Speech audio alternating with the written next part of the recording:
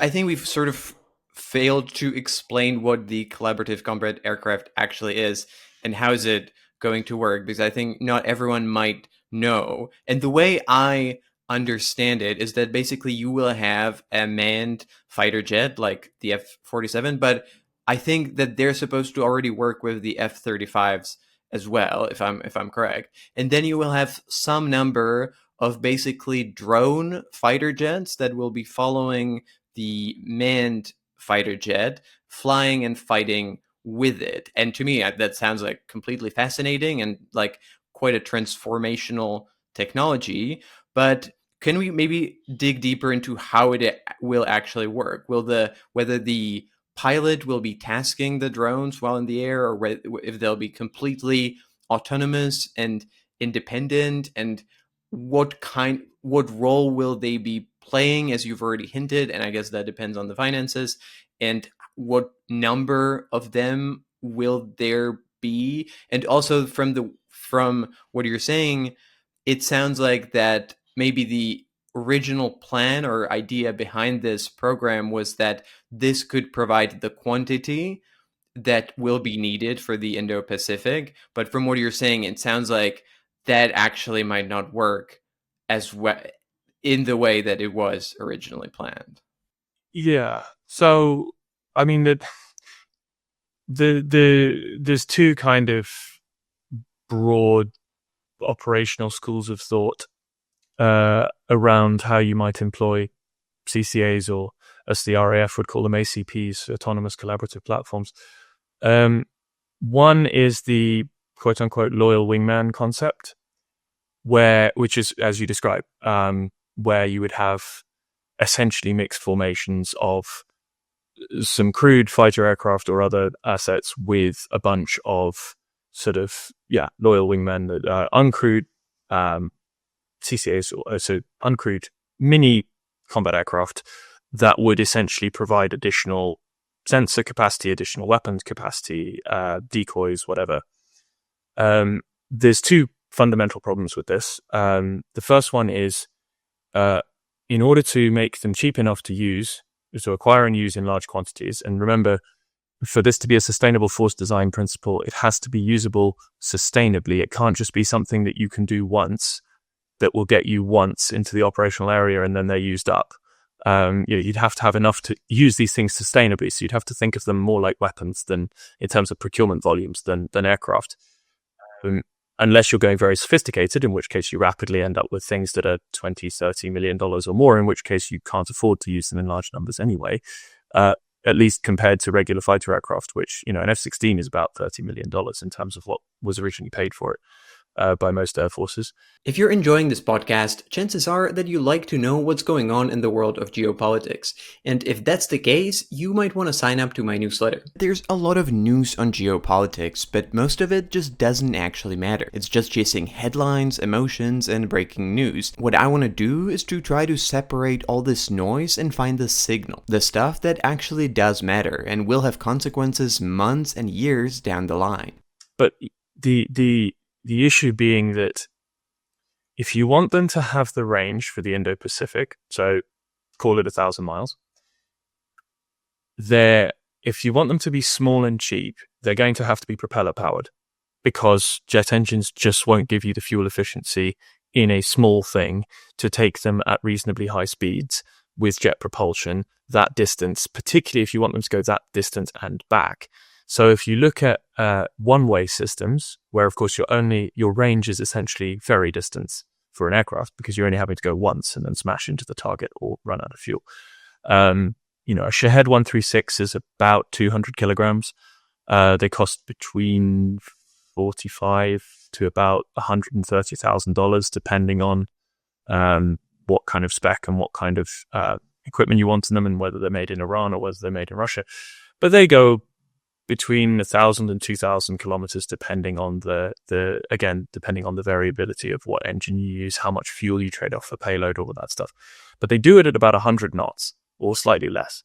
So they fly quite slowly. If you want to put a jet engine in them, you absolutely can, a mini turbojet, but they'll go significantly less far because the fuel efficiency just isn't there, and they'll also cost quite a bit more.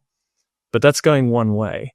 So if you want these things to be usable sustainably, and you want them to essentially be mini fighter aircraft, or at least complement the capabilities that you're trading off, because by investing in CCAs or ACPs, you will be spending less money on traditional weapons and combat aircraft, and you will be able to allocate less people to your traditional functions because they have to come from somewhere. If you want them to have those functions, then they're probably going to have at least some fairly sophisticated sensors, some fairly sophisticated data links, so that they work semi-reliably in a heavy electronic warfare environment, which is guaranteed against either Russia or China. So you'd need heavily encrypted directional data links, for example, which are very expensive. Doesn't matter whether you put them in a cheap airframe or an expensive one, the equipment is expensive. You'll need quite a bit of processing power because they need to be fairly heavily automated, and you can't rely on an AI cloud service because that assumes you have constant connectivity back to some sort of ground station, which, especially at 1,000+ nautical miles from your bases in the Indo-Pacific against the Chinese, is not a safe assumption. So if you want it to have AI-enabled functions, then it probably has to have quite a lot of compute on board, which means quite a lot of power, quite a lot of cooling. If you've ever been to an AI data center, that's, often the server banks are kind of rooms of server banks with vast amounts of power and cooling.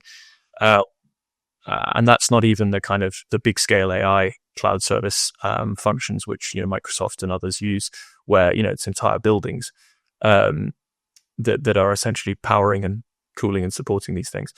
You can't assume that connectivity, so it probably has to be on the aircraft.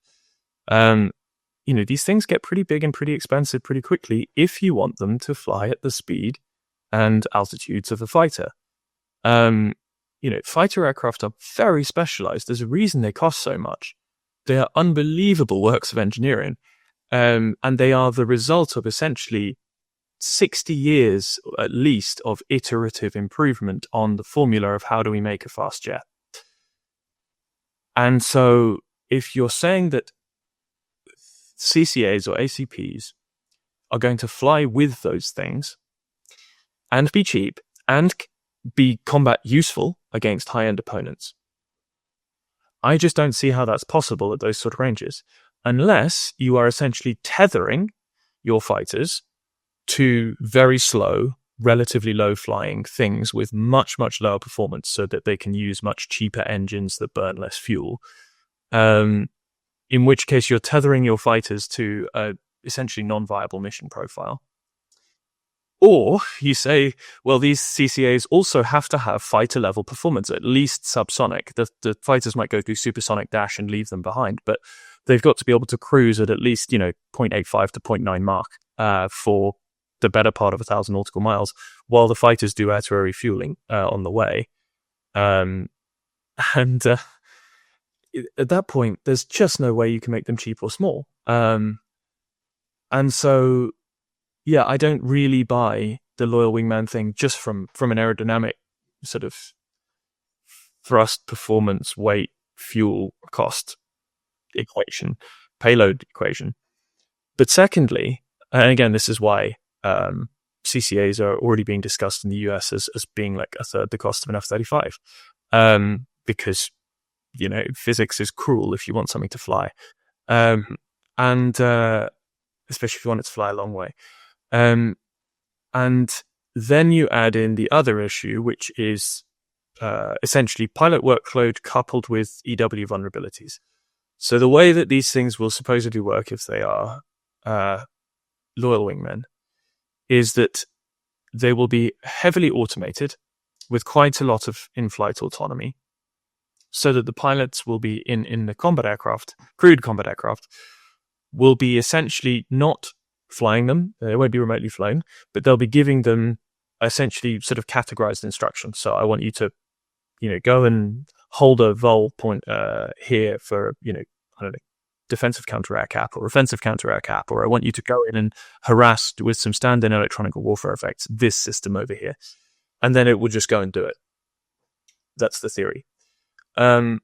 First of all, if you're doing mixed formations anyway, then positioning is going to be interesting and deconfliction, because it's a serious workload for pilots already to perform, so let's say, four-ship tactics. So we have the basic building block of high-end air warfare, in the West at least, where you have four aircraft led by a formation lead, and then that's two ships with an element lead as number three.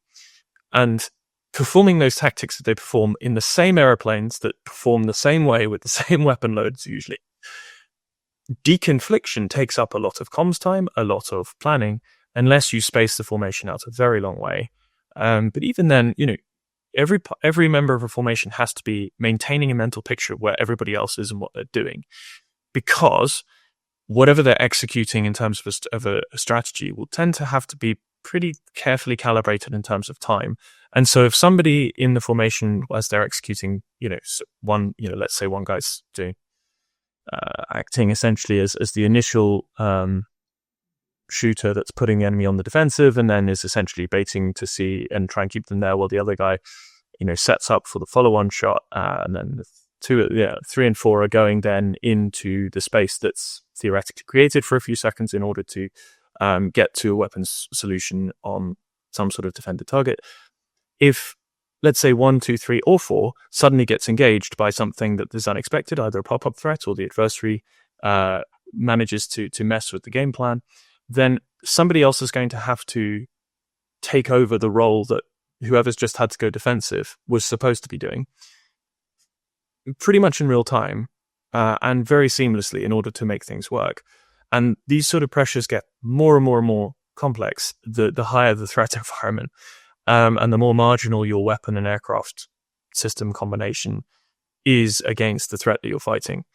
And so if you're then adding in that pilots need to be coordinating and managing multiple, even relatively heavily automated, other systems that are somewhere in the battle space near you, but are different in terms of performance, different in terms of travel speed, different in terms of altitude, different in terms of endurance, weapon load, whatever, that's a significant additional cognitive load that you're putting on people.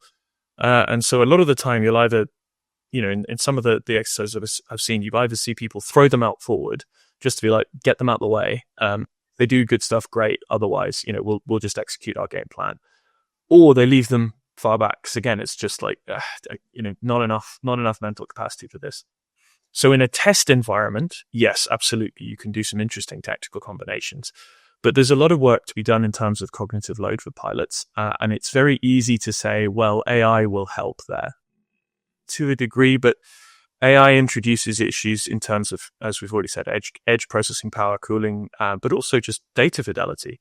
So the AI is only as good as the data that it's being fed and the data it's been trained on. And a lot of the time, in actual combat aircraft operations in real life, you see lots of different sensor anomalies all the time. There's just random stuff that's coming in through sensors from all sorts of different sources, which pilots just filter out because they're used to it. But you add in electronic warfare effects, and there's a lot of junk that the AI will have to be very, very good at processing out without missing important stuff. And so data fidelity and kind of checking what the automated systems are doing is going to be an interesting challenge. You can add in some cyber threats as well, in the sense that they'll all, both sides will be trying to mess with each other's back-end systems constantly in a conflict, as well as active electronic warfare effects in real time. Then you add in things like weather and, I don't know, if you've got third parties in there as well, so allied assets or third-party assets, particularly if you're starting to deal with cognitive EW. So there's active experimentation ongoing in multiple countries, including both China and the US, of cognitive EW, which is electronic warfare effects that are enabled with a set of rules and data sets that they've trained on to respond in real time or close to real time to novel threat signatures that they've never seen before, to synthesize, first of all, to try and positively ID them, or at least classify them as threats, and then come up with a novel jamming signal and essentially jam them in real time. But of course, if that continues forward, which I think it will, then both you'll have to your automated systems and your aircrew in crewed aircraft will have to be dealing with being confronted with essentially electronic signatures that are being developed in real time by both friendly and enemy assets. And so IFF, identification friend or foe, will become a significant concern potentially in that environment, because one of the ways that you do IFF is having good Blue Force libraries. In other words, you have libraries of not just your threats that you expect to see and what their emissions look like in the EM spectrum, but also what your friendly assets that you expect to be there look like when they're doing whatever it is, normal radar operations, defensive jamming, all of those things, so that you can classify automatically what things are. If things are using the cognitive EW, that's pretty tricky. So yeah, the loyal wingman thing, I think it has a lot of challenges that are currently being wished away, or just aren't understood by some of the people, either from the engineering side or from particularly the political side, who are looking at this as either technologically predetermined because it's novel and AI generated and therefore, well, or AI enabled and therefore must be the future,